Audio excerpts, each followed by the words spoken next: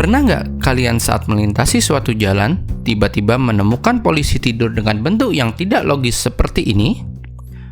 Atau polisi tidur yang terlihat transparan, sehingga membuat orang terkejut saat melintasinya. Dan baru-baru ini juga terjadi di daerah Danau Sunter, Jakarta. Polisi tidur yang dibuat malah mencelakakan pengguna jalan karena bentuknya yang mirip dengan zebra cross. Memang faktanya, sering kita temui polisi tidur yang dibuat tidak sesuai dengan ketentuan dan malah merugikan pengguna jalan. Lalu, seperti apa sih polisi tidur yang benar? Sebenarnya, alat pembatas kecepatan atau yang sering kita kenal dengan polisi tidur memiliki 3 jenis bentuk dengan nama dan fungsi yang berbeda. Yang pertama adalah speed bump. Speed bump digunakan hanya pada area parkir, jalan privat, atau jalan lingkungan terbatas dengan kecepatan operasional di bawah 10 km per jam.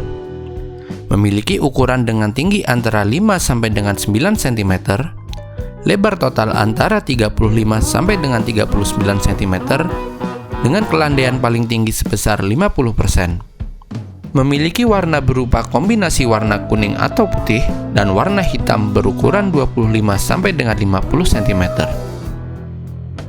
Berikutnya adalah speed hump. Speed hump digunakan hanya pada jalan lokal dan jalan lingkungan dengan kecepatan operasional di bawah 20 km per jam. Speed hump memiliki ukuran dengan tinggi antara 8 sampai dengan 15 cm dan lebar bagian atas antara 30 sampai dengan 90 cm dengan kelandaian paling tinggi sebesar 15%. Memiliki warna berupa kombinasi warna kuning atau putih berukuran 20 cm dan warna hitam berukuran 30 cm dengan sudut kemiringan pewarnaan ke kanan sebesar 30 sampai dengan 45 derajat.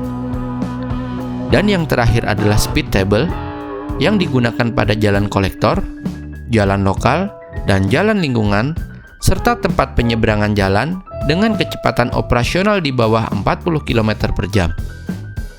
Speed table memiliki ukuran dengan tinggi antara 8 sampai dengan 9 cm, lebar bagian atas sebesar 660 cm, dengan kelandaian paling tinggi sebesar 15%.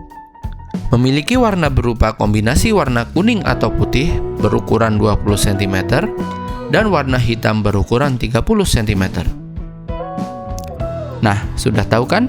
Polisi tidur ternyata nggak bisa dibuat secara asal-asalan karena dapat membahayakan pengguna jalan. Jangan sampai tujuan baik pembuatan polisi tidur untuk membatasi kecepatan malah berujung merugikan pengguna jalan. Dan jangan lupa untuk selalu mematuhi peraturan dan jadilah generasi cerdas dalam berlalu lintas. Jika kalian menyukai video ini, jangan lupa untuk terus dukung kami dengan cara like, share, and subscribe. Terima kasih.